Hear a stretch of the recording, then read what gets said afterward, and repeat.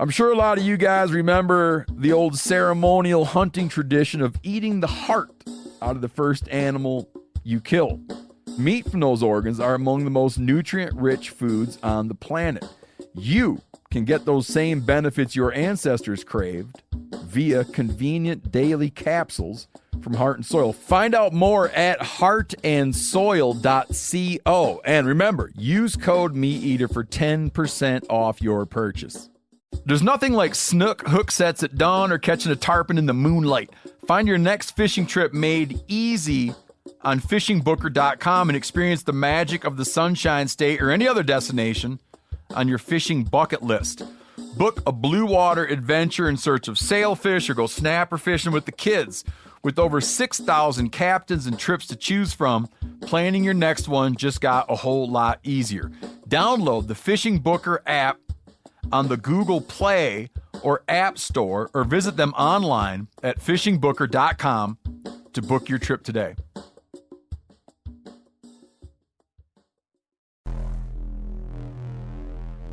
Welcome to the Wired to Hunt podcast, your home for deer hunting news, stories, and strategies.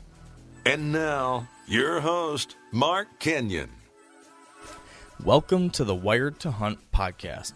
I'm your host, Mark Kenyon, and this is episode number 38. Today on the show, we've got something pretty unique, as we're interviewing two women about what it's like to be married to a serious deer hunter, and one of them is my wife. Here goes nothing.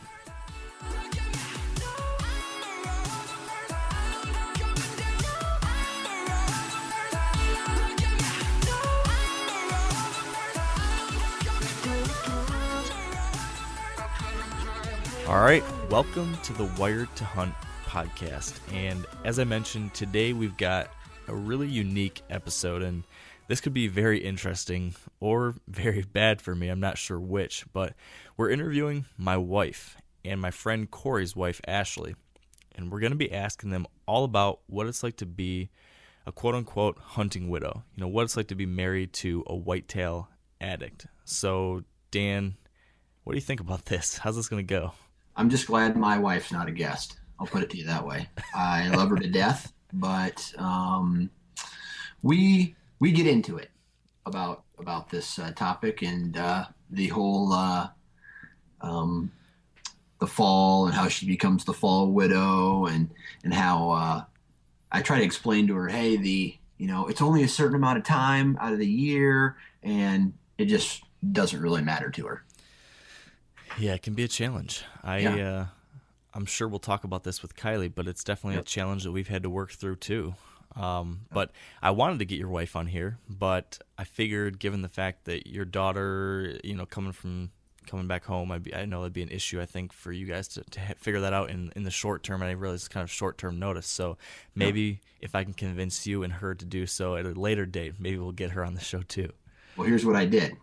I forwarded her the questions, and she answered them. Oh, dude, that's awesome. Yeah. So I'm not going to give the answers to all of them, because it makes it sound like here, I'll just give you an example. Here's the question or the answer she gave to one question. Bitch and whine a lot. Nice. There's that. That sounds good. I still want her on the show. Yeah, for sure.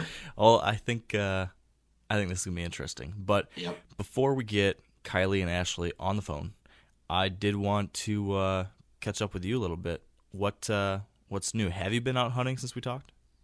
No. Last weekend was my week to go, and we had some unexpected visitors come into town, and so that put that on hold. Oof. And then that combined with the last weekend, it was 40 degrees outside. So no snow on the ground, 40-degree weather, just historically has been terrible hunting. And although that was going to be my last possible time to hunt out of the week, I decided, I'm going to earn brownie points, I guess you could say, and take it and stay home. And that way, this next upcoming week, we can go to the ATA show. Man, that is a bummer. Yeah. But, like I told you, and like I said to all the listeners out there, this season was kind of an off season, a write off. You know what I mean? It's kind of solely dedicated to Ryan and getting him his buck that I didn't even really plan to do a lot of hunting. And with my hunting properties being over an hour away, it just makes things really difficult at times. Yeah, I hear you. I hear you. Yeah. It can be tough. The bulk of my hunting is 5 hours away, and that's a challenge, that's for sure. The good part about it is that I get to spend, compared to the average Joe, I guess you'd say, I probably get to spend more time in the timber than most people, which I'm very thankful for. Yeah, got to appreciate what you got. That's fact. Well, I hate to do what I'm going to do, but I'm kind of going to, I don't know, put salt in the wound, maybe, because... Are you a one-upper? I'm a one-upper today. Yeah, that's fine. Go for it. I did get to go out hunting last weekend. Yeah. And it was the most fun I've had hunting since November. It was awesome. So me and my buddy Corey, whose wife is joining us on the show tonight, me and Corey went down to Ohio on Thursday night and headed down to our properties. I've got a spot that I hunt with my friend Josh, and Corey hunts a mile or two down the road. And we hunted Thursday night, Friday morning, and Friday night. It was all the time we had. But Thursday night, we both got down there. I had an awesome sit because I saw the most deer I've ever seen on this property before. I saw probably 30 deer, and one of the deer I saw was Glenn, the big buck that I missed last year, who blew up into a giant this year. And he's still alive and well, and it was January 2nd, so I was stoked to see him. He's just he's a toad. He's an absolute toad. We got more trail camera pictures of him. He's been all over now the last month or so on our farm, and man, he's even bigger than I think I realized. I mean, he's awesome. He's an awesome deer. What do you think he's going to score? So this year, he's at least, we went over and over, he's at least high 60s this year. Perfect. He might be pushing 170, but most likely high 160s. But anyway, regardless of that, he's just a gorgeous buck, so cool. And I've seen him so many times and have so much history with him that really, really, really excited that he's going to be around, hopefully for next year, barring any other circumstances. But where he's living the majority of his time, I think, is a property that no hunting is allowed on. So that's property's right next to us, and it's a sanctuary, and so there's a really good chance he's going to make it since none of us killed him. So I'm excited about that. And next year he's just going to, he'll be incredible. So I'm excited about that. And that's good because it's like that bit of information right there. I mean, your hunting season's over, right? As of right now, you're not going to make it back out into the timber anymore. Yeah, I'm done. Okay. So that little bit of information, knowing that, hey, the shooter buck was still alive the last day you could possibly hunt in late January, on a property that is basically secluded. It just rolls right into this next season, and it's already that anticipation for 2015 is already there, and I love that. Oh, I know it. Exactly. And what's funny is I was kind of tiring out. Like, I think when we talked last time, I was talking about how I'm pretty exhausted and was ready for the season to be done. And I'd been hunting in Michigan the last month and a half almost solely. And, it's been kind of a tough season in Michigan. Didn't have any real bucks that I really wanted to hunt. And the one buck that I was interested in hunting, he hasn't shown up since mid-November. And then the other 3-year-old I wanted to get through the year, he disappeared on the 17th of November. So since then, there hasn't been a single buck over 2.5 that I've seen or got pictures of or anything. So I've been kind of just down still about things in Michigan. And, my excitement was kind of waning. Well, I went down to Ohio and saw Glenn that first night, just reamped that excitement. And then my buddy Corey picks me up that night because we carpooled down there, and as we're driving out of our property, just around the corner, we turn, and the headlights go over this bean field, and there's a giant standing in the beans. And I grabbed my camera really quick and just get a couple seconds of quick video just because I saw him there as we were turning. And we went back and looked at that video again, and that buck is Junkyard. Do you remember that huge buck we caught on video camera or on trail camera this summer with all the junk around his brow tines and bases? Yeah, I think I remember what you're talking about. Yeah, super wide. Well, he's still alive. He was there. Awesome. He's a mega toad. So that was incredible. Well, the next morning, went out and hunted. I saw a decent buck, but it was still too dark. I could only see through my binoculars. I could just see him for a quick second, so I don't know what deer it was, but knew it was a good one, or at least a decent buck. Got a bunch of trail camera pictures of Glenn, of the Beast, that really, really big, like 180, probably or mid-170s buck that I got pictures of in the snow. I think you've seen that picture. Yep. Another buck that I've been calling Blades, who's like a really nice mid-130s buck, 3.5-year-old, who's going to be really nice next year, and a handful of other deer. Just great trail camera pictures. So again, another thing that's got me excited about the year. And then we go out that night, and this is Friday night. And this time I decided I wanted to get closer to the area where I saw Glenn so that I could hopefully get better video of him.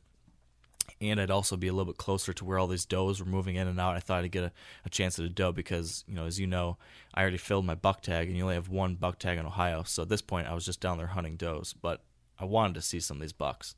So I get out there again, and it was just like the night before. Deer just start piling out like crazy.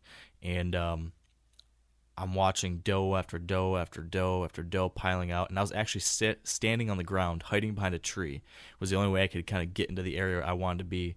So I'm just standing behind a tree, tucked into some bushes with my camera on a tripod, and I'm mostly just really wanting to see some bucks because I was just stoked for that. Well, all of a sudden I see this big white frame come out of the timber about 150 yards away, and my heart just started like pitter-pattering like crazy. I'm like, holy smokes, it's Glenn again. And then this deer picks his head up and turns, and I realize it's not Glenn.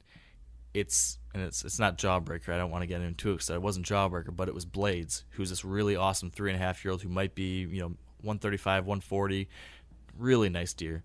And he came out, and I got awesome video of him and got to watch him for like 10, 15 minutes.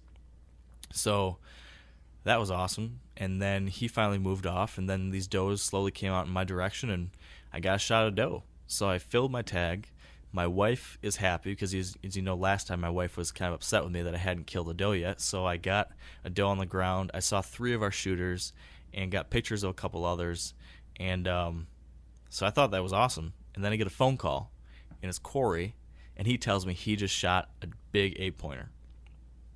So we just had like the most ridiculously awesome day-and-a-half trip to Ohio. He killed a really nice buck. We went and recovered it that night, came back, recovered my doe. So we came home with 2 deer in the truck, and we were just absolutely stoked. So I'm really excited for the new season. That's awesome. Now, this property that you were hunting, was it prepared with food plots, or were you guys hunting on some ag fields, or what's the story there? Yeah, so neither one of these properties, we don't have any kind of control like that. My buddy hunts by permission. I've got a small lease, and both of them, though, did have crop fields on them, cut crop fields. Yep. My property had corn, so it was cut cornfield, and his property was a cut bean field. In my case, there was the property next door had some bean stubble still, so the deer were piling out into the bean stubble and then kind of moving between my cut corn and the bean stubble on the next door field. And then on his field, he had deer kind of piling out this little bit of a CRP patch and moving through some timber on the way to a food source. He thought they weren't really feeding in the beans by him. I think those were pretty cleaned up, but yeah, we were in the right spots. And again, I think both areas pretty low pressure. Neither one of us hunt those spots too hard. We're pretty careful about when we're in there. Yeah. And there was food, low pressure, and it was decent weather. It was in the 30s down there. And there was a front. I think another big thing was there was a front coming through. So that night, Friday night, this big rainstorm / ice storm was coming through. And when we caught these deer just before that front hit, and I think that they were, feeding a little more just before then. So that is, I think that's why we were seeing such action, and why it all turned out the way it did. Right. Awesome.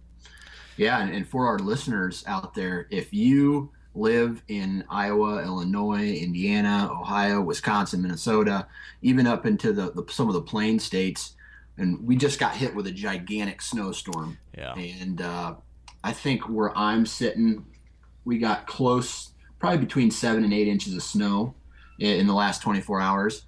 And this is one of those scenarios where if you can find a food source and you can find their bedding area and you can get in between there with these really cold temps coming. Today it's like high of, in the teens. Tomorrow my area is going to be a high of -6.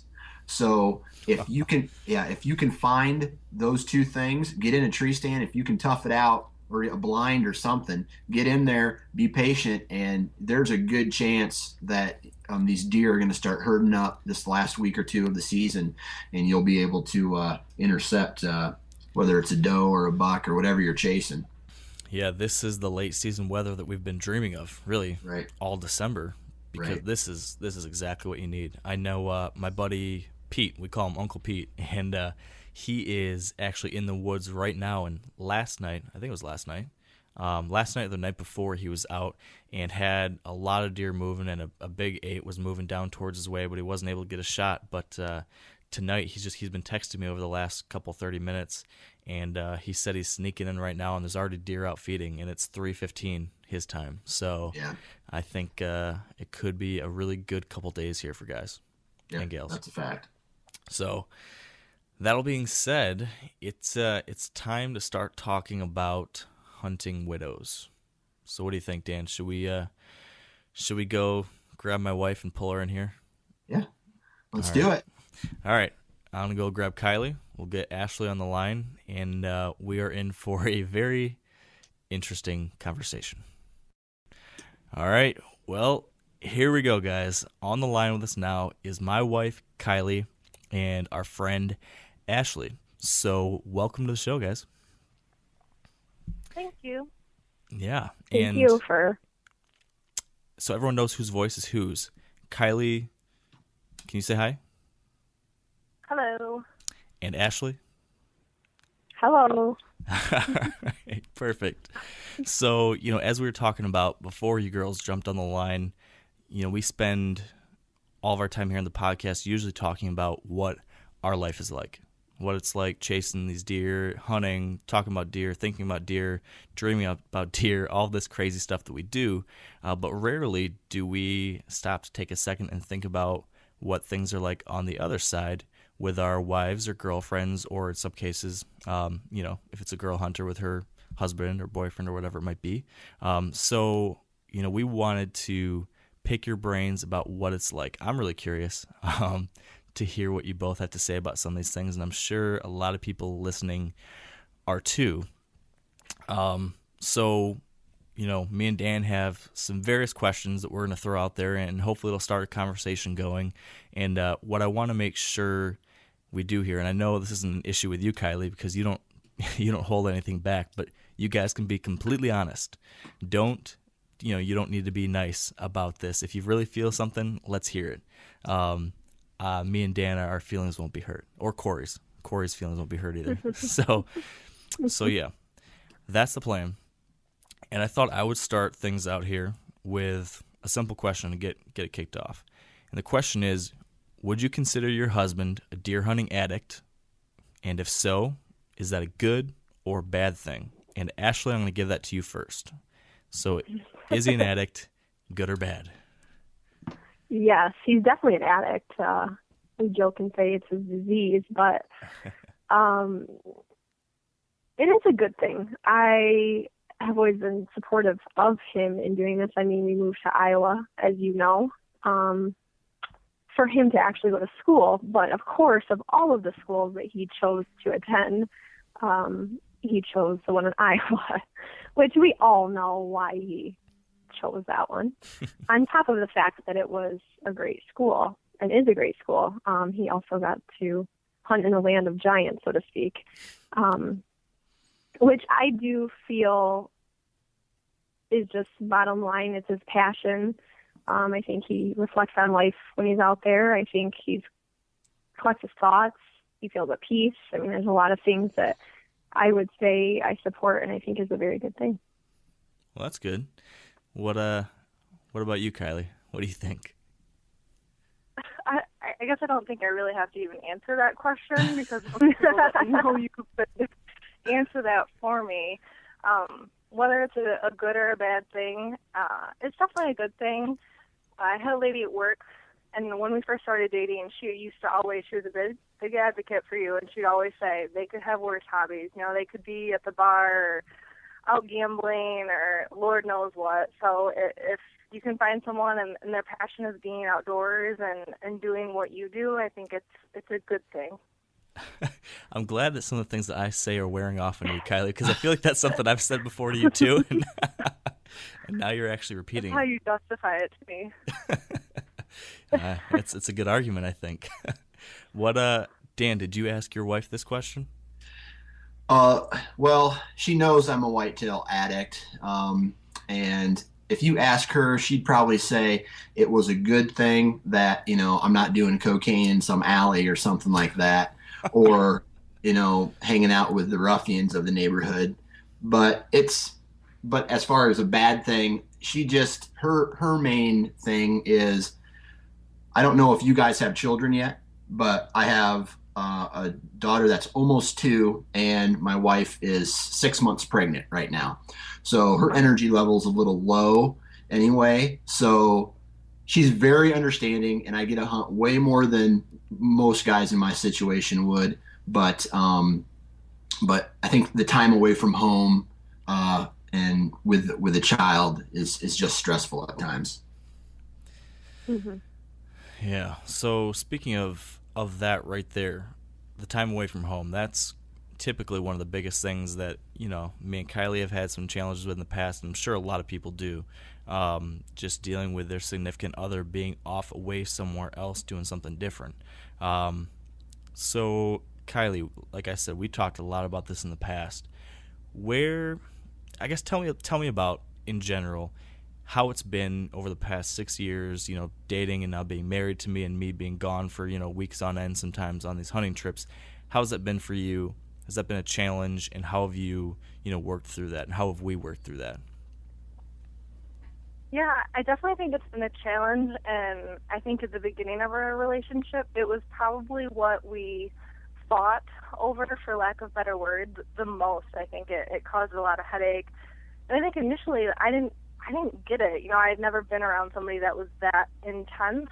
My dad, you know, would go hunting occasionally, but not to the level that you were. So when it was like, all right, well, I just put in my 2 weeks vacation for, you know, October, I'm like, really? We're not going to go anywhere? Like, you know, you didn't think about that. So I think we used a lot of different strategies. I remember, like, threatening, like, well, fine, I'm going to go on a cruise by myself. And I started, like, looking, and then you're like, what, you're going to go by yourself? So it took us a while, I think, to finally have that conversation and figure out, and for you to wrap your head around the fact that you had to, you know, be fair with it. And Ashley and I have talked about this before, too. So I remember you would say, okay, well, I'll take this week off for hunting, and then the other week we'll go do something. So even just taking that initiative and showing me that you thought about it and you understand, and I think that was a big help. Now I think it's more of a blessing because we both work from home. So when that week and a half is coming up, I almost get excited about it because we do spend a lot of time together in general. So things have definitely changed. Yeah, it's funny when you talked about those early years with us. I remember one particularly traumatic event when I was working in California still, and I was going to get to come home for a weekend, I think it was. And I'm assuming it was like, you know, I was out there in California, you lived in Michigan, and we hadn't seen each other in like a month or two or something like that. And I was coming home in like November, and I'm pretty sure you thought at this point we've been dating like just about a year, I think. I imagine you were thinking he's going to come home, have a really nice romantic weekend with me. And instead, I told you I was coming home to go hunting for the weekend, and you were not having that. And I just couldn't understand why you were upset at me. I remember sitting at work and talking to my coworkers and like, Kylie's all upset at me because I want to go hunting, but this is the only time of year I can go hunting, and I don't get it. But you were probably thinking the same thing. Do you remember that? Yeah, I remember that. Because I remember you wanted me to drive up to Grand Rapids, I think, and I'm like, what am I supposed to do, just hang out with your mom, like, while you're hunting all day? And I think I might have ended up coming up there, but literally, like, on the way up, I think I, like, headed home initially, and then I talked myself into, like, fine, I'll just go up there. And I'm sure I pouted the whole time I was up there, but Well, do you remember, though? I did get a buck that weekend. No, see, I don't even remember that, so it's irrelevant. Well, so there you go. It shows how you remember the emotions of the weekend, and I remember the fact I shot a deer.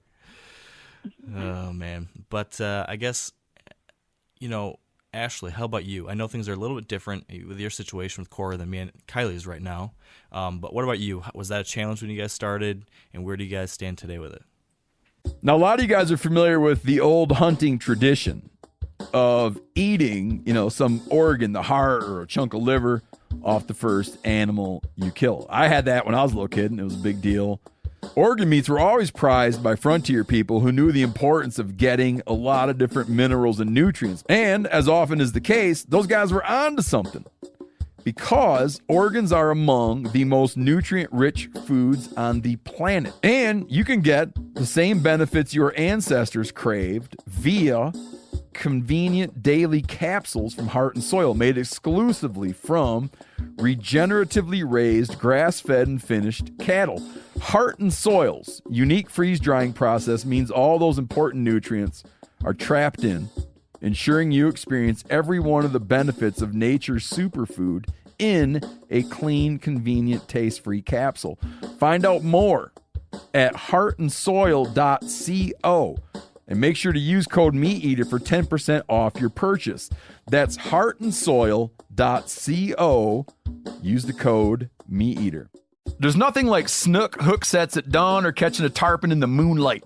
Find your next fishing trip made easy on fishingbooker.com and experience the magic of the Sunshine State or any other destination on your fishing bucket list. Book a blue water adventure in search of sailfish or go snapper fishing with the kids. With over 6,000 captains and trips to choose from, planning your next one just got a whole lot easier. Download the Fishing Booker app on the Google Play or App Store, or visit them online at fishingbooker.com to book your trip today.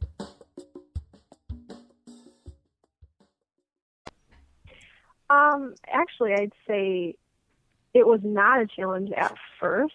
If anything, I feel like it was easier because we lived in Iowa. So for me, it was at our doorstep. I mean, if he wanted to go hunting, he could just go. I mean, it wasn't, and we still don't have children, but at the time we didn't, obviously. And I will say that plays a big role, and I'm sure things change when you have children, and that is one of them. That it's not that it changes, it just adds another element to it. But as far as that goes, I would say at first it was a lot easier. Now it's changed because it's the real world for us. I mean, now we've been in Michigan for 4 years, and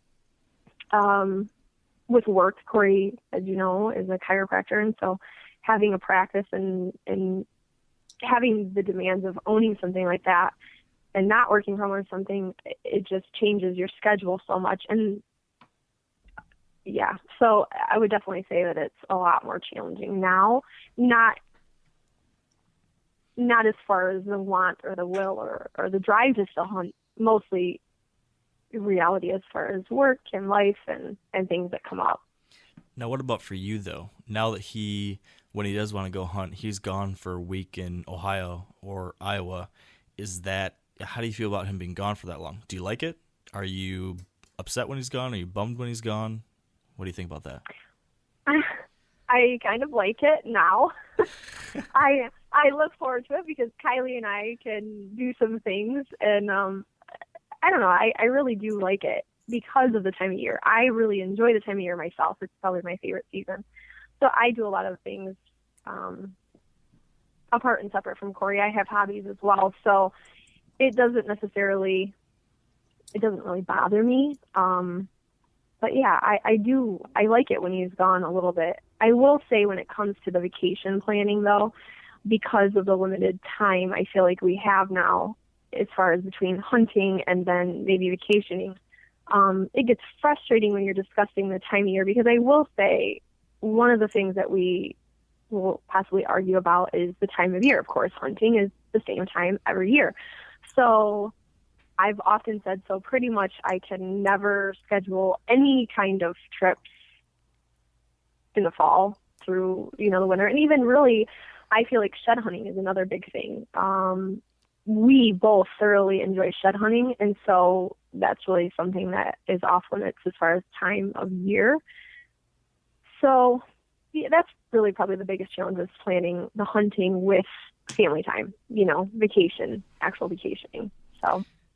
So I want to get back to that, but I just thought of something that I want to throw at you here real quick, Ashley. We just talked before you and Kylie got in the line about our Ohio trip that me and Corey took, and the fact that he shot a really, really, really nice 8-pointer down in Ohio. But rumor has it that you're trying to tell him he shouldn't get it mounted. Is that true? And why would you say that? Oh, yes. Let's break this rumor. I, number one, have never said yes or no to Corey as far as any of the mounting that has been done. Recently, because he's been hunting for quite some time, we were trying to put some guidelines on shoulder mounting or otherwise because of the space that we have. It's not that we're lacking a lot of space, but let's face it, Corey is a trophy whitetail hunter, so he's not necessarily going to be taking a 115, 120 class whitetail if he has the choice, of course. So, which of course he has the choice. No, I did not say he cannot mount this nice 8-point buck. I simply said, what's the guidelines we had kind of discussed, and he said, well, we were talking about mounting it, if it was 140 inch or more, and this falls into about, I think, the 130 class. So that was where the hardship was. Of course, he wants to mount everything because he values everything, and I do too. But like I said, if he hunts for the rest of his life, we will literally have hundreds, it seems like, of mounts. So the discussion of whether he is or is not mounting it, he is mounting the buck. Good. He's mounting the buck. I never said no. It was simply a discussion that we had about if there should be a guideline as, 140, 150, what is reasonable to mount, what is reasonable to do a European mount or something like that. So sounds to me like you guys need to get a bigger house for more wall space or like build an addition. Right. Yeah. Funny, Ashley, don't you think that like when you are standing, so you and Corey are looking at the same wall, how somehow Corey thinks you can fit like 15 shoulder mounts, and you're like, okay, maybe like 8. Amen. I know Mark does that with our wall. He's like, we can fit 10 on this wall. I'm like, what? Where? Like, I don't even understand, but it must distort their perception or something. Yes, definitely. Most definitely. Actually, we have a decent sized house, I would say, and we definitely have the room as far as where he's been putting them for a while. It was actually brought up by Corey to me whether, he should or should not mount it. And that's kind of, and not this one in particular, but there was one that he mounted years ago that he's looked at and he's like, man, I really shouldn't have mounted that. And I said to him, well, at the time it was what you considered a trophy. Because at the time, he had only ever lived in Michigan, and I'm not discounting Michigan. I'm saying that was his experience. He had never hunted out of state. So that's where the conversation stemmed was, should I or shouldn't I mount this? And yes, I agree, Kylie. We can be looking at the same wall, and he's like, oh, hon, I can fit 16 more up there. I'm like, yeah, maybe 5. They're quite large, Corey. Well, you gotta realize that when it comes to who really are the expert interior decorators in the family, me and Corey probably take the cake there, don't you think? So we would know. Mm-hmm. But in all honesty, I mean, Ashley, you do have a lot of kitchen wall space, and I know your living room has a lot of wall space, and I think that sunroom you could stick another 12 to 15. So let's just be creative here, And the bedroom. Mm-hmm. Uh-huh. When he had a 140 restriction, he was probably talking about a 10-pointer too. That just drops 10 inches for the 8-pointer, which, You see, this is a standard that we actually had this conversation with Ashley and Kylie on New Year's Eve, and we said this. We said 140-inch 10-pointer, but if it's an 8-pointer, 130. So, Thank you. I didn't coach Dan on that either. That's just him just saying that. So nice. Yeah. Great minds think alike, huh? Uh-huh. So Dan, what do you have for the girls? All right. So let's go back into the future or whatever. And when you guys started dating your husbands, I'm going to tell a quick story about. I had a relationship with a girl, and I told her, yeah, I'm a hunter in the fall and whatever. And I didn't go into detail about it. I just told her, hey, I'm a serious hunter, and I go out in the fall. So after every weekend in October and November, and two weeks straight off in November, she was like, you need to stay home, or you need to do this, and started and she didn't understand that, I don't think I got to her, and that was probably my fault. Now with my current wife, right before we started dating, before we made it official, I sat down with her and I told her, I am a serious hunter. And when I mean serious, I mean you may not see me in October or November. I'm going to disappear. I'm going to go do this crazy stuff out in the woods, and I'm going to sit in a tree for long periods of time. And she's like, yeah, okay, yeah, I'm cool with it. Because, you want to seem interested at first when you like these new people and their hobbies and stuff. So I said, I don't think you get it. So I had to sit her down again, right in that same room. And I was like, listen, this is your chance to leave, because I am obsessed with this. And so I'm kind of curious, and Kaylee, you can start this out. How did the quote unquote talk go? Did Mark break the talk to you? No, I feel like we totally missed that step. And for those of you that don't know Mark, before Wired to Hunt, he was like straight out of like an Abercrombie store. Like, oh my God! Please. Hey, that's recorded. That is recorded. That's on the record. It was like false advertising. Like, that is ridiculous. You were like a super pretty boy, city boy. Like when we first started talking, you had just gotten back from New York, and you were a marketing major. So I was, I didn't really know. You were like, yeah, I'm a hunter. And I don't think you had like sat me down and you were like, look, this is when I'm going to be gone. It was just like slowly accumulating more and more. And then, when you went to California, like you had mentioned, that was like the end of it. So when you were gone for that long, you came back, and it was like, to me, it was like, holy cow, you'd done like a 180. You went from like, oh yeah, I hunt, to like living and breathing it. And part of that was because the blog really started to take off, or Wired to Hunt really started to take off when you were out there. So you came back and, with this new passion and this new interest in it. But yeah, no, you totally, I didn't get to sit down and talk that Dan gave his wife. I guess I got gypped on that one, Mark. I just think you weren't listening, hon. So was it a shock to you when you realized how much time he was going to be away from you? For sure. Yeah, definitely.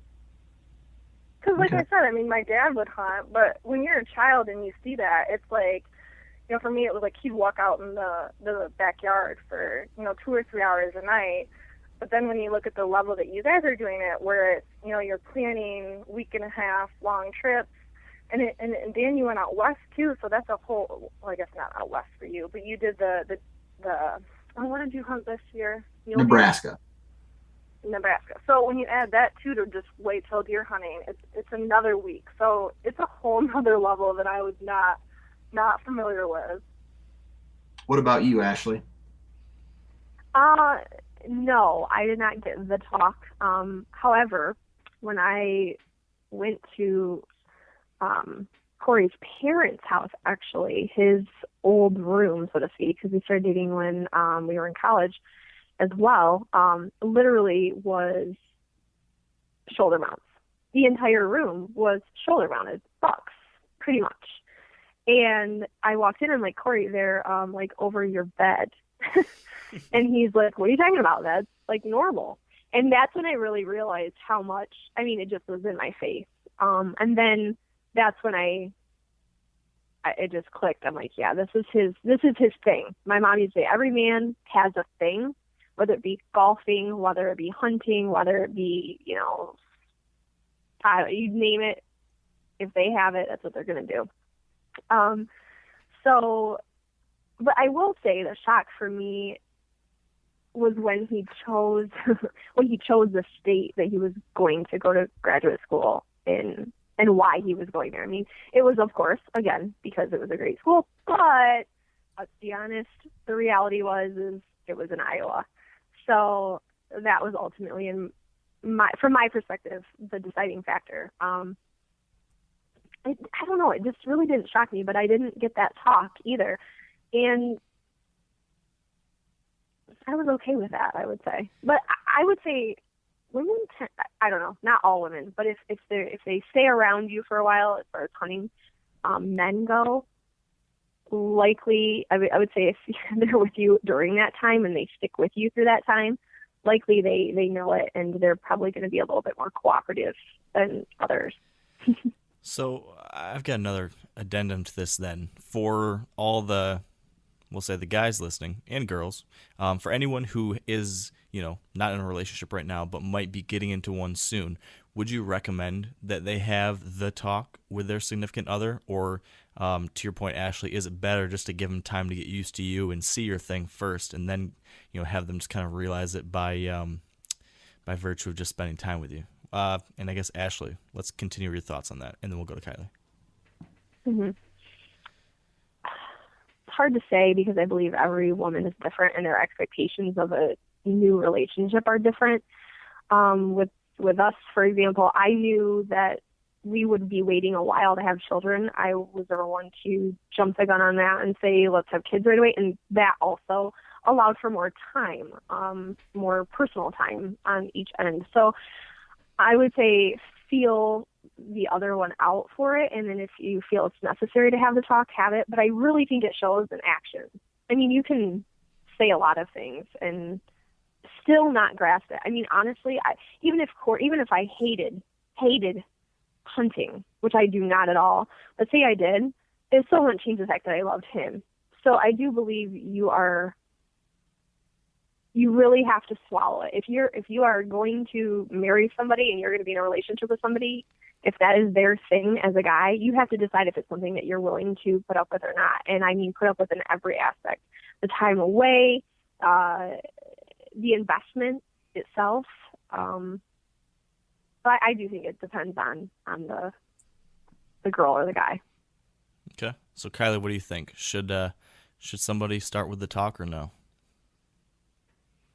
I don't know. I mean, like Ashley said, every girl is different. From my point of view, I think if you would have sat me down and tried to have this really serious conversation about deer hunting that early on, I would have went back to my girlfriends and been like, what in the hell? He just tried to sit me down and counsel me about deer hunting. I probably would have been a little I don't know anymore. So I think Ashley's right. You got to kind of ease into it maybe. And again, that's from my perspective. And, make sure, they're supportive of hunting or they get it. Because I think that's a big part of it, too. A lot of people weren't around it growing up or don't have any idea. And a lot of times hunting is, viewed as so negative in today's society. I think you just really need to make sure that before you talk about your interest in hunting, that they fully understand, what does it mean to hunt? What does it mean to hunt to you? And try and portray it in the right light. Yeah. Wise words, hon. So I now want to ask you guys a tough question. I think this is going to be tough because there's so many different answers. I think you're just going to be struggling to come up with to choose the right one because there's just a lot. But I want to know, what do you think is the best thing about being married to a serious hunter? Kylie? What do you think? Can I say two things? Does that count? Yeah, I'll give you a pass. I would say probably the best thing, ironically, is the time apart. I think it helps our relationship, in all honesty, and I know you struggle with it, but sometimes I'm like, I don't want to talk to you on the phone when you're gone because it's so nice when you come back. It's like you're starting fresh. You have so much to talk about. You're excited to see each other. So I think that's one of the good things. Can I just jump in here really quick? Time out on that. You say that you don't like to talk that much on the phone, and so then I don't call you, because I call you every night when I'm on a hunting trip, and then you talk to me for like 2 minutes, and then I don't really like talking on the phone. So then when I stop calling you, though, because you told me you don't like talking on the phone, then you get mad at me because I didn't call you. So. All right, let's remember, this is a deer hunting show. This is not Dr. Phil.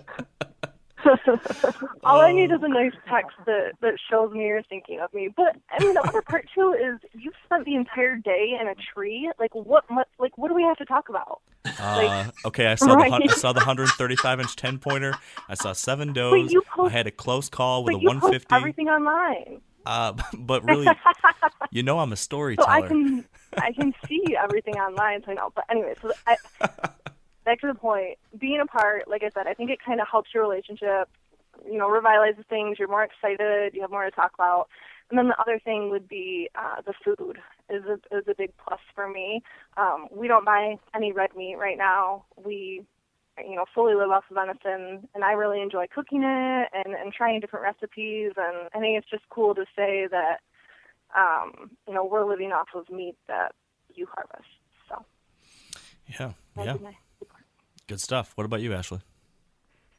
I would definitely agree with Kylie and the time away and the anticipation of being together. And then actually, I would say the anticipation for your spouse, like in my case, Corey, like when he had just talked to me before he went out hunting when he was down in Ohio, and then to get a call earlier than expected, and he said he got one, and just so excited for him. And I would say the support, because I just feel like that is something that bonds you, maybe. And the food as well. There's so many different things, but those are the top, definitely. The bonding, I would say, of that, the anticipation of the time away, alone time, and then, of course, the food, definitely. Yeah. So then on the other hand, and I don't know, maybe we already talked about this a little bit, maybe there's something different, but if those are the best things, what are the worst things? And I'll go back to you, Kylie. The time apart, I think, and that's why I said it was a little ironic in the first response. I think probably a week and a half in, and one of your podcasts, I think you talked about this, and Dan, you mentioned that it had been a week and a half, and your wife was finally like, I'm over it. And I think that's really the point where it's like, all right, I'm over it. Like, it was fun at first. I had my time. Like, now you need to come home. And for me, it's, I'm sick of doing everything by myself type of thing. So, taking out the trash and doing all the things that you're supposed to be doing. And I can't even imagine when we have kids and that solely weighing on my shoulders to take care of the kids too while you're gone. I think that's probably the worst part of it. And I think you were gone once and like our pipes had froze or something happened. We had like a huge snowstorm and I was stuck in the house. I couldn't get out. Stuff like that is what makes you being gone difficult. Yeah, that's understandable. And Ashley, are you still on the same thing, or is there anything else that stands out to you?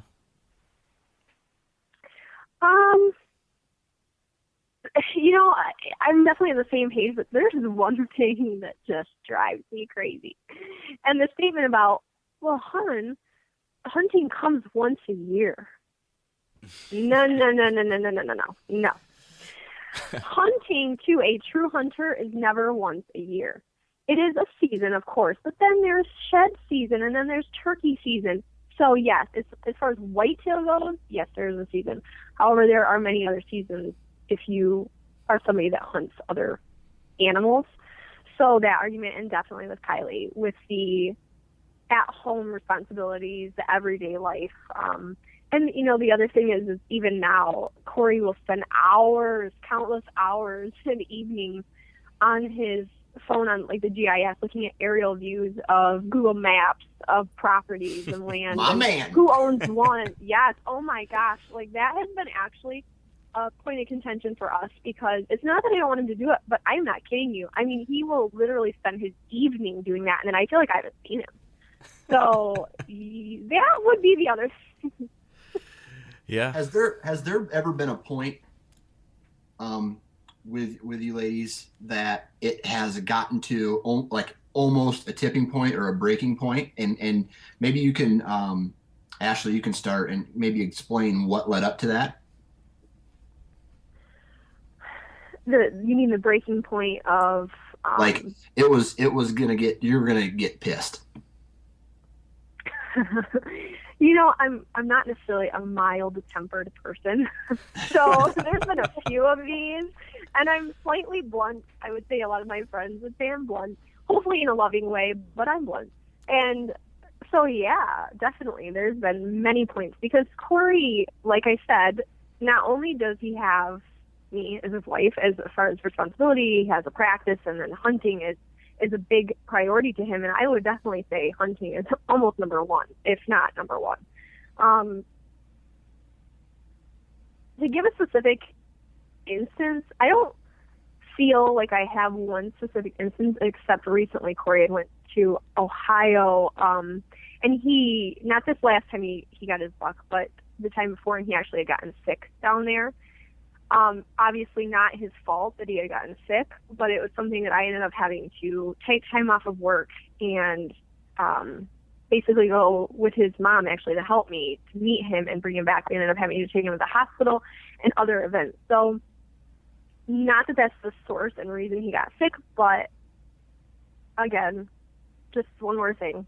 I mean, as far as the hunting and life and then work, and he took off work and he actually had to miss more work because of it. And not that that's all bad, but as far as having a patient load that he has to service every day, it definitely made it hard. And then on top of course, the house things and life and yeah.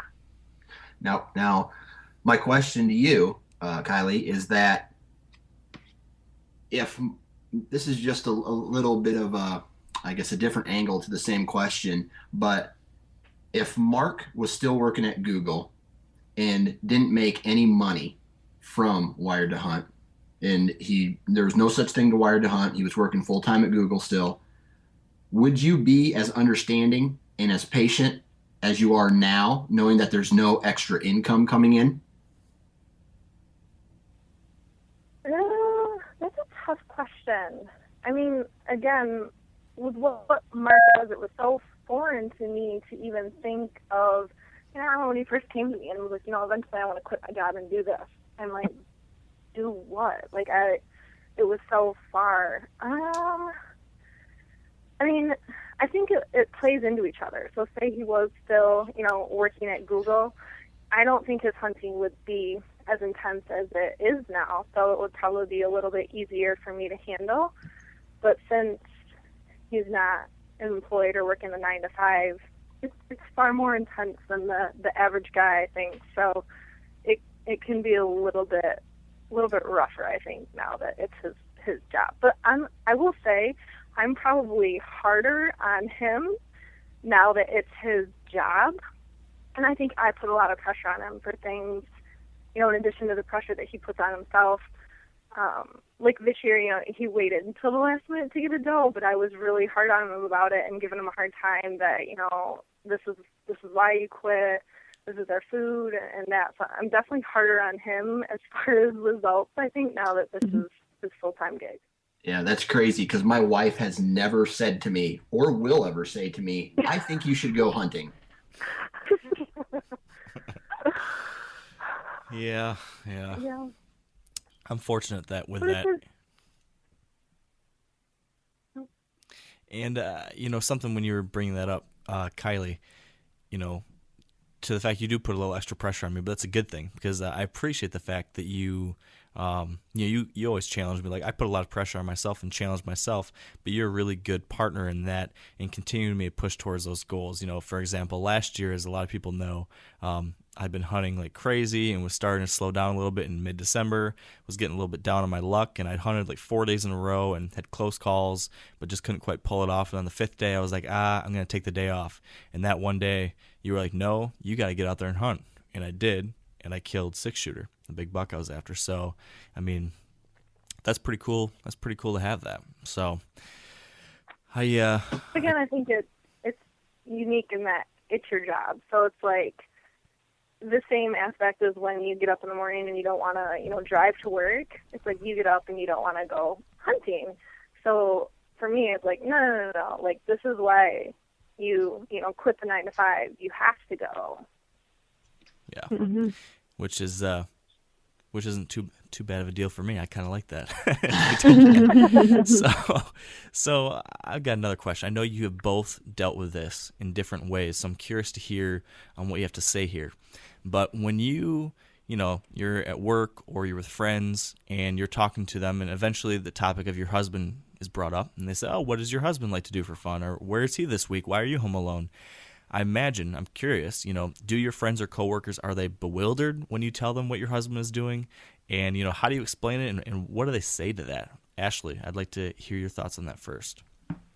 Mm-hmm. Yes, when there's one other woman that I work with who completely understands. Her husband is much like you guys as far as hunting. So it's like second nature to talk to her, and I tend to gravitate to her when discussing some of these topics, and also, if I am frustrated with something. But definitely, my boss is like, "You do what? Why does he go where? What is this? Why?" And really, I don't know if he even cares. But sometimes to ask questions, I think he does. And when I had mentioned that we were going to shed hunt, he said, "Shed what?" And mind you, he is an extremely intelligent man. And I said, bucks have antlers and they shed every, early spring, late winter. And he's like, "So you literally walk around to find them?" And I said, "Essentially, yeah." And he's like, "Well, that has to be that wouldn't be too hard, would it? There's a lot of deer." And I'm like, no, it's extremely difficult. It's not like you just walk, 2 steps and you find it. So I would say that it is a little bit difficult to explain. And when I start to explain something, I always try to feel around for their perspective to begin with about hunting before I go into much detail. I would say that would be the key of it, would be to get their perspective a little bit, making sure that they understand, listening, and then go there if the conversation leads to it. Now, a lot of you guys are familiar with the old hunting tradition of eating, some organ, the heart or a chunk of liver off the first animal you kill. I had that when I was a little kid, and it was a big deal. Organ meats were always prized by frontier people who knew the importance of getting a lot of different minerals and nutrients. And as often is the case, those guys were onto something, because organs are among the most nutrient-rich foods on the planet. And you can get the same benefits your ancestors craved via convenient daily capsules from Heart and Soil, made exclusively from regeneratively raised, grass-fed, and finished cattle. Heart and Soil's unique freeze-drying process means all those important nutrients are trapped in, ensuring you experience every one of the benefits of nature's superfood in a clean, convenient, taste-free capsule. Find out more at heartandsoil.co, and make sure to use code MeatEater for 10% off your purchase. That's heartandsoil.co. Use the code MeatEater. There's nothing like snook hook sets at dawn or catching a tarpon in the moonlight. Find your next fishing trip made easy on fishingbooker.com and experience the magic of the Sunshine State or any other destination on your fishing bucket list. Book a blue water adventure in search of sailfish or go snapper fishing with the kids. With over 6,000 captains and trips to choose from, planning your next one just got a whole lot easier. Download the Fishing Booker app on the Google Play or App Store, or visit them online at fishingbooker.com to book your trip today. Okay. Kylie, what about you? Have you encountered anything like that? Yeah. My last job, I think a lot of people were foreign to the concept of hunting. And I think the biggest confusion that I saw was that they live in a subdivision or on the outskirts of town, and they'll see, 20 deer in their backyard at night. So the challenge, they're like, well, what's the challenge? Like, tell them you can just come to my house and shoot a deer from my porch. Like, they don't understand the challenge and, the age and the standards and things like that. But Ashley made a good point. The shed hunting thing, that I think confuses people more than the actual hunting. Like, they get killing an animal to, harvesting it for the meat, but when you talk about going to look for its antlers, people are like, well, what do you do with them? That, like, what? Right. And that is the thing that people are so confused about. Yeah, me and Dan have talked about that before too. There's usually a lot of confusion around that.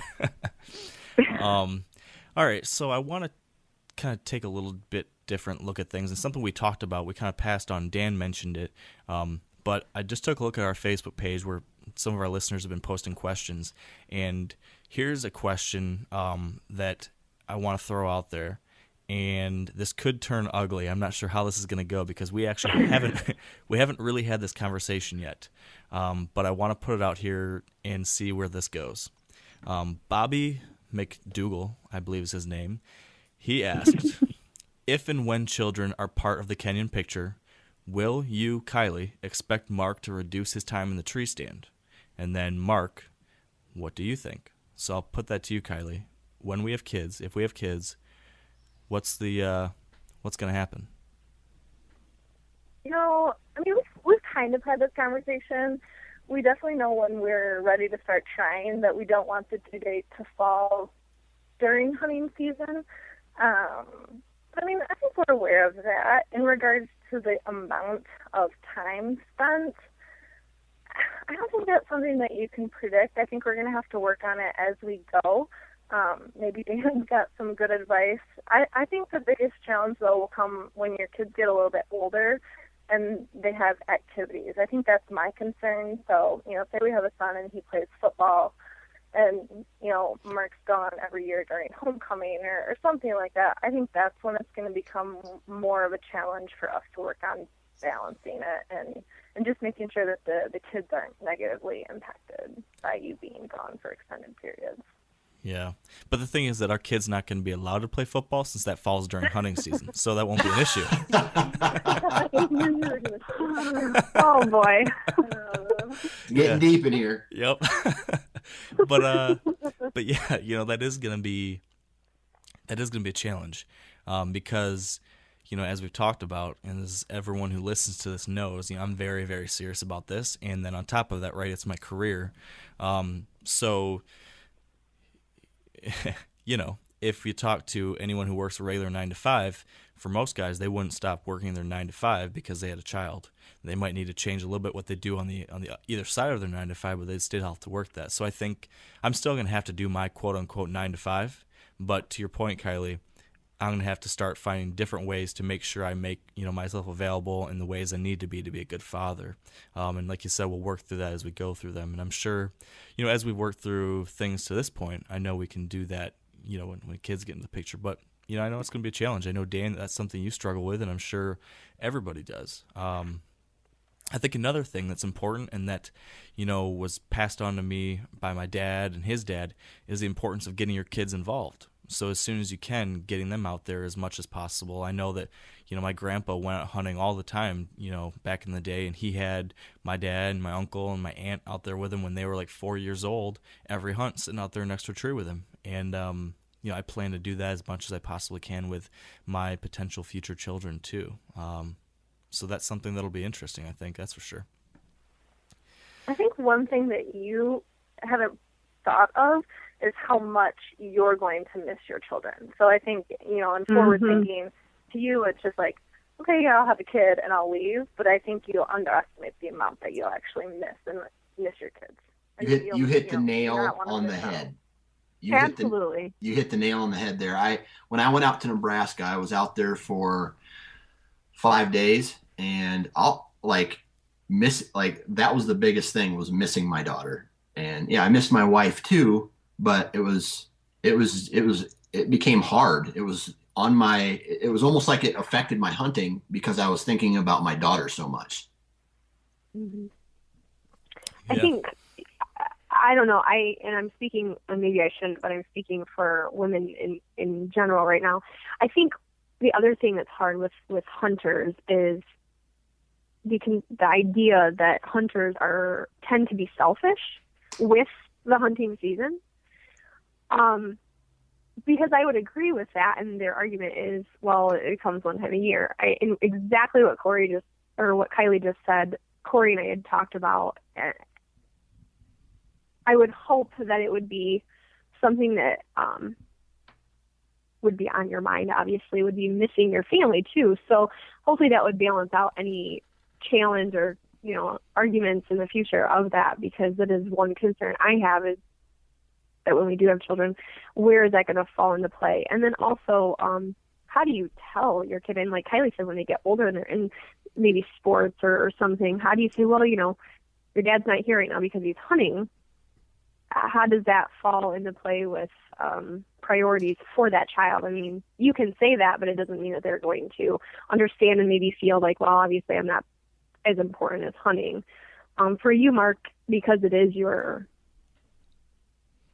career now, that's going to play a little different for you than it would maybe Corey and I. But definitely, Kylie hit the nail on the head there with how much you're really going to miss them, and like you said, want to share it with them. But when they're young, it's probably going to be a challenge. Yeah, I think that this is probably one of those topics and challenges that's sort of a defining moment for a lot of serious hunters. And I haven't gotten to that point really. I've gone through the marriage stage, but I haven't started a family with children yet. But I think, Dan, I'm sure as we've discussed, you have gone through this, and I'm sure lots of other people out there, they go through this phase of being super gung-ho hunter, and then eventually a family comes in, and as you guys have all mentioned, priorities start becoming a conversation that you need to have, and you need to figure out where how your priorities stack up. And of course, I think it's important for family to be your most important priority. So that's something that I'm sure we'll be discussing on Wired to Hunt over the coming years as I start experiencing these things, and Dan, as your experience continues to change and evolve, I'm sure we'll have interesting things to hear about this. But it's interesting to hear your guys' perspective too from the female side of things. And yeah, that's going to make things... I don't care what anybody says. Children change everything. Everything. It's like a punch to the nuts of life. I'm serious. It is a wake up call. And I thought, my wife was pregnant, and I was just like, oh, this is so beautiful. We're going to have a baby. I'm so excited. And then the first and second, maybe even third week in, where I got like a combined 7 hours of sleep in 3 weeks, that's your wake up call. And that is wowzers. That's a whole nother topic. You're hurting my chances, Dan. Be quiet. Yeah. Yeah, you're scaring me, Dan. Oh man. Okay. Well, let's move on from the baby topic. So I've got two more things I wanted to bring up because we are running down on time here. Dan, do you have something you want to shoot out there first, or do you want me to go ahead with these next couple and you can stew on one more? Well, I got one here. I think I'll save it for last. Go ahead, Mark. All right. So I think you guys have numerous stories you could bring up for this one, but I'm curious, what do you think is the most ridiculous thing that your husband has done for or related to deer hunting? I can think of a few things that I've done that you might bring up, Kylie, but I'm curious to know what you guys think the most ridiculous thing we've done is related to it. Maybe it's the amount of time we put into something or what we did for something. I'm not sure what. But, Ashley, is there something that comes to mind when it comes to this? That's a good question. Something ridiculous. Well, at first, I've almost become desensitized to everything, so nothing surprises me anymore, and nothing to me is odd. But one thing that Corey used to do, and still does, I don't think he's as adamant about it now, but he would, I don't know if I should be sharing this, but he would purposefully eat an apple before he left, and then he would take it with him and then rub it on the soles of his boots sometimes, and because he's such a scent control freak, I am like, what are you doing? And he's like, I swear it works every time. And I will say Corey has been blessed to be able to take in some of the deer he's taken. That's one thing, but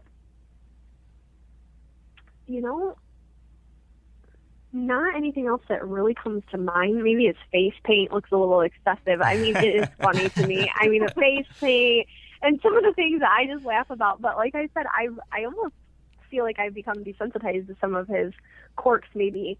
But he's very, very particular with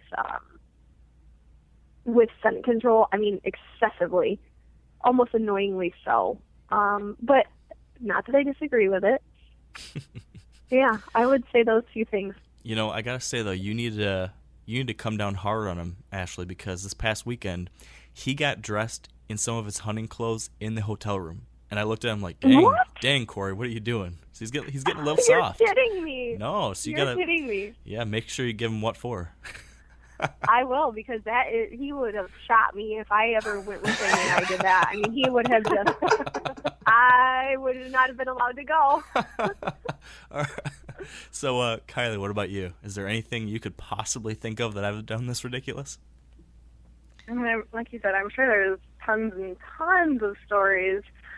I mean, probably kind of off what Ashley said, I've gone hunting with you a couple times, and, like, the process to get out there, like, it is ridiculous. Like, washing my clothes, you, like, spray, you have, like, sprayed me in the face before, like, with the away stuff. Like, you're just very, like, you take OCD to, like, a whole new level with this. Yes.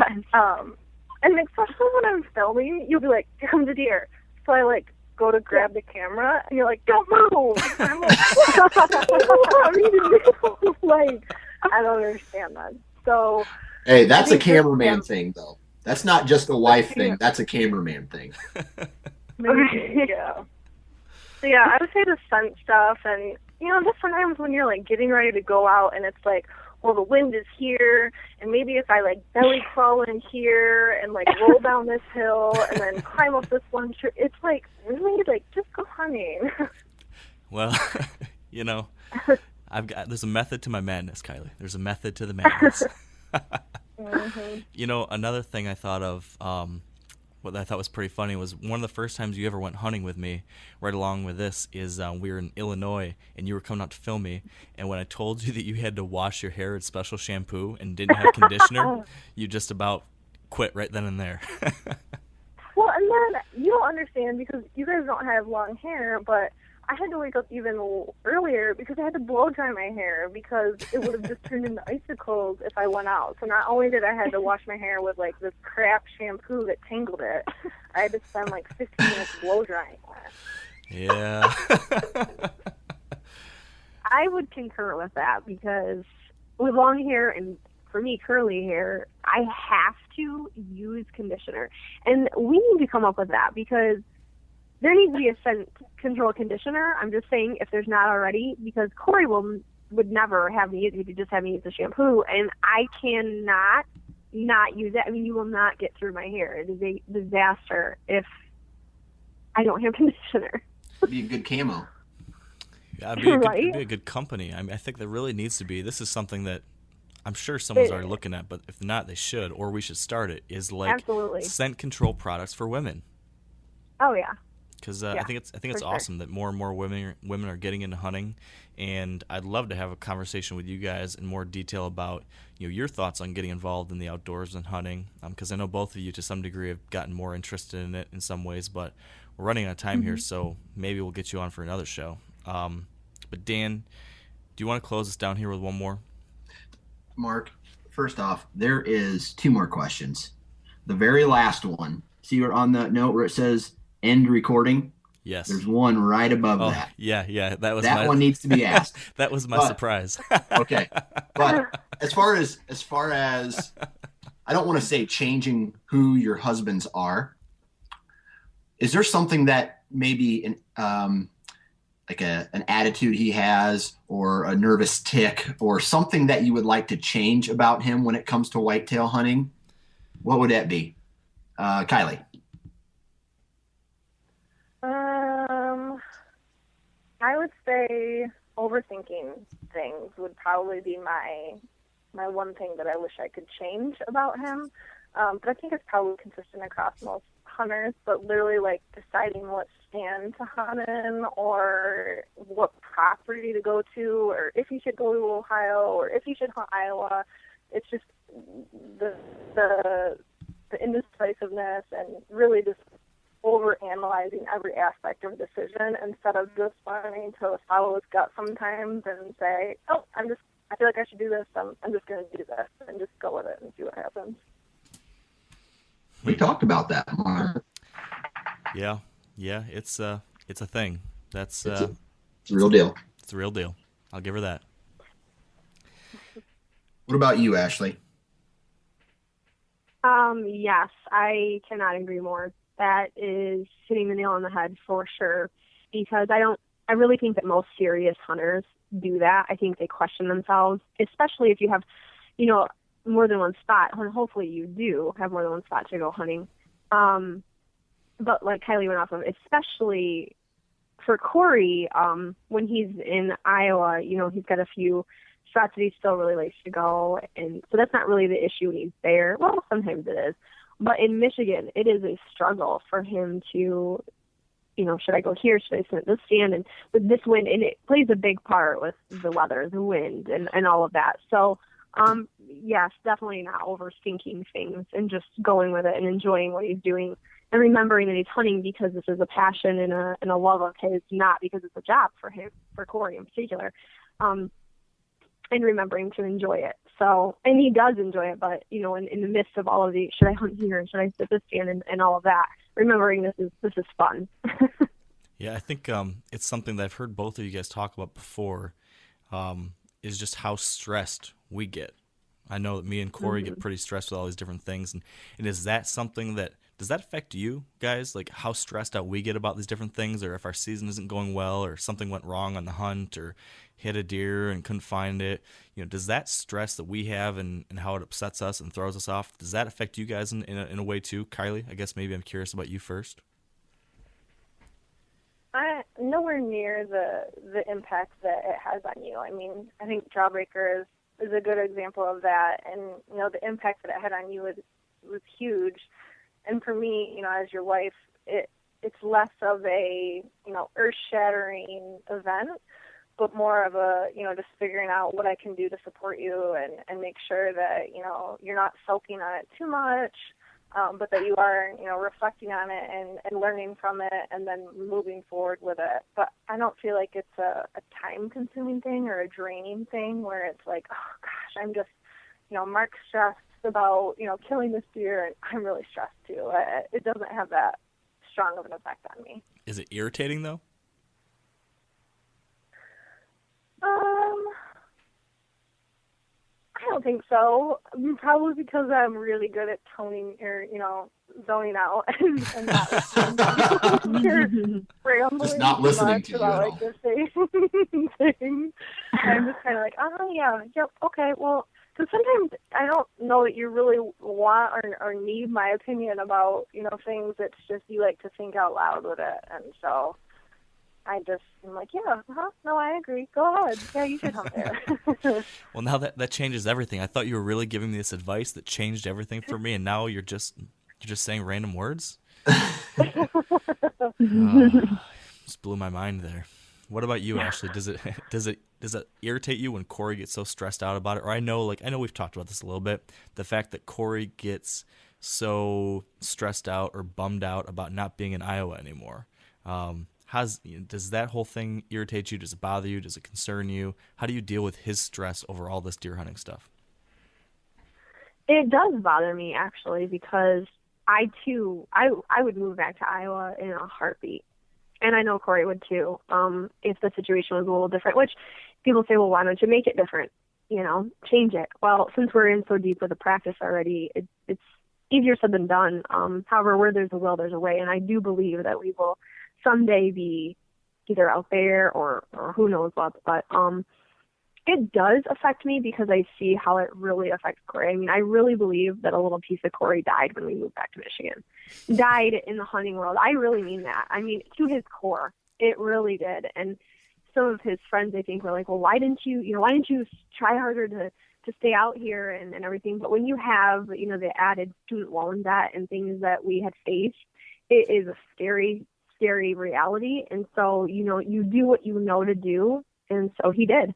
But it does affect me because, like Kylie said, it's more or less trying to figure out how to encourage and support his frustration maybe with it, and frustration with not being in Iowa, because I know it has for 4 years. Like I said, we are still discussing it, and I believe that if we never move back there, I believe that it would be something that Corey would regret, not moving back out there. However, I don't know as though I don't know what the plan is for us with that, but yeah, it definitely affects me for him, because I see how much he dreams. I mean, he dreams and dreams and dreams about owning, you know, a farm someday, and all of the details. Like I said, he spends countless hours on the GIS, you know, Google Maps, looking at property. I mean, the guy can tell you we drive by a house and I'm like, oh man, that's a nice house, and this, oh yes, such and such owns that, and they own this much land, and this much is tillable, and this much is wooded, and this has a creek running through it, and this, I mean, it's impressive to me how much he retains with land. He is a lover of all things outside and outdoors and land. So it definitely does affect us together, I would say. Yeah. Mm-hmm. I think to your point about his obsession with land, he'd be a really good real estate agent, wouldn't he? He sure would. Gosh, he should really look into that. I'm just going to say that on air right here. He should, and I believe he is, and hopefully that's an avenue that he will be pursuing shortly. So I think two things need to be said here. Number one, you two are both really incredible supporters of your husbands, and I'm not sure, I don't know, but I'm not sure everyone is as supportive as you guys are. So I would just like to say that I appreciate that, both to you, obviously, Kylie, and Ashley, too. I think it means a lot for a hunter, for someone like me, to know that we have that support and understanding. And because we have that, it also, I think, for me at least, I realize how appreciative I need to be of that, but then also how important it is for me to give back equally in different ways. And that's something that I know I can do better at, but it's something that I know is deserved. So I want to say that. But then finally, we did have that final question that Dan mentioned, and this really was the final question from the beginning, before we ever talked about any of this stuff. But it's kind of ironic given what we just talked about, Ashley, because I posted a question up on the Wired Hunt Facebook page asking what questions we should ask you guys. And someone named Ross Hossman, I don't know if you guys know him, but he asked this question, and it's a very important one. Does Kylie love Mark enough to move to Iowa? So Kylie, what's the answer? Isn't it?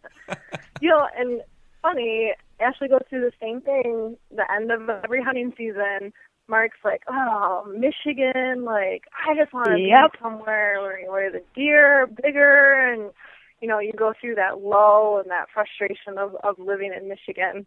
But anyways, to answer the question, yes, I do love Mark enough to move to Iowa. And we've talked about it, and I think the hard thing is always family. And I've said to Mark, if we're going to move, it's going to have to be, you initiating the move, because my job is never going to take me to Iowa. Let's be real. So if we're going to relocate, it's going to be for what you do. But like I said, family is a big thing, and we really enjoy being close to our family and being able to see them a lot. So I think that's a struggle that we're kind of facing. A lot of people are probably facing. With the extended vacation we have planned, for this summer, I think that'll be a good way for us to kind of test the waters and being away for an extended period of time and seeing how we like that. And, maybe at the end of the summer, we'll reevaluate where we are currently living. Yeah. It's it will be an interesting question and journey we'll be on here in the coming months and years, figuring out what the future holds. Well, I don't know, Dan. There's no big deer in Iowa, by the way. And I just want to make one quick point that when I talk about, both when me and Corey talk about wanting to go to different states, because, there's a lot of people listening right now that live in states like Michigan or Pennsylvania or New York or wherever it might be, where the hunting is different than it is in Iowa or Kansas or whatever.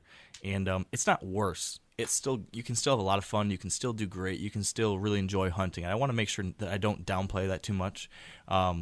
I just do, like you said, Kylie, I do complain about Michigan sometimes because when you get to go somewhere like Iowa or Ohio, the experience is much different. Yes, there's bigger deer, but really the difference is that there's more older age class deer. Because we have older deer, you get to see behaviors that you never see in Michigan. You have experiences that you never have in Michigan. You know, I'll get to see a buck sparring in Iowa, or I might be able to rattle in a buck in Ohio, or you know, I'll see a buck vocalizing in some way that you just never would see in Michigan because they're so pressured, because they're all young, you know, majority are younger deer. In these other lower pressure states like Ohio, Iowa, Kansas, whatever, it's just a different experience, and that is so exciting for me to be able to have that experience and put some of these different strategies to play and be able to see these deer. But you know, yes, of course, I love big deer too, and they're just incredible animals to see. And so I'd be lying if I didn't tell you that's part of it too. But there's a lot of things that go into it for me. So I think that's going to do it. This is going to be a pretty long episode, but I think it was really interesting. Dan, what did you think? Yeah, it's good to see a perspective outside of our own, obviously, in any topic. But I think it puts, like I said, it puts into perspective things that we don't. I mean, as like me and you, Mark, we almost get blinders on when it comes when we talk about deer hunting, and we may not see everything that's happening outside of us. So it's good to see another perspective of, you know, from our significant others that kind of fill in the blanks. Yeah, I think you are absolutely right. I know I'm definitely guilty of tunnel vision when it comes to this stuff sometimes. So it's good to get that wake up call every once in a while. So thank you, Kylie and Ashley, for joining us on the podcast. This has been pretty cool. So thank you. Thanks for having me. All right, we're going to shut her down. Well, I think that wraps things up here today, and I hope you enjoyed this whole discussion as much as we did. I think we got a whole new perspective from what we're usually used to seeing as whitetail addicts, and I think I got out of this without getting into too much trouble with my wife, too, so that's a good thing. That said, be sure to visit wiredtohunt.com/episode 38 for show notes and links from this episode. And I want to give you guys another update that we mentioned last time as well. If you're an Android phone user or Android tablet user, you can now listen to the Wired Hunt podcast on your device with the Stitcher app. Go to your app store, download Stitcher, and that way you can get the new podcast downloaded every week right to your phone or tablet. Really easy, really nice. We'd also like to thank our partners who help make this show possible. So big thank you to Sitka Gear, Trophy Ridge, Bear Archery, Redneck Blinds, Carbon Express Arrows, Huntsoft, Lacrosse Boots, Big & J Long Range Attractants, and the Whitetail Institute of North America. Finally, thank you all so much for joining us here today on the podcast. I hope your new year is off to a great start. And of course, I hope that in 2015, you'll stay wired to hunt. I'm sure a lot of you guys remember the old ceremonial hunting tradition of eating the heart out of the first animal you kill. Meat from those organs are among the most nutrient-rich foods on the planet. You can get those same benefits your ancestors craved via convenient daily capsules from Heart and Soil. Find out more at heartandsoil.co. And remember, use code MeatEater for 10% off your purchase. You ever get that feeling the walls closing in, the concrete jungle suffocating you? You crave some wide open spaces, the chance to connect with nature, maybe in a spot all your own. Well, head over to land.com. They've got ranches, forests, mountains, streams, you name it. Search by acreage. You can search by location. You can search by the kind of hunting and fishing you're dreaming of. Land.com. It is where the adventure begins.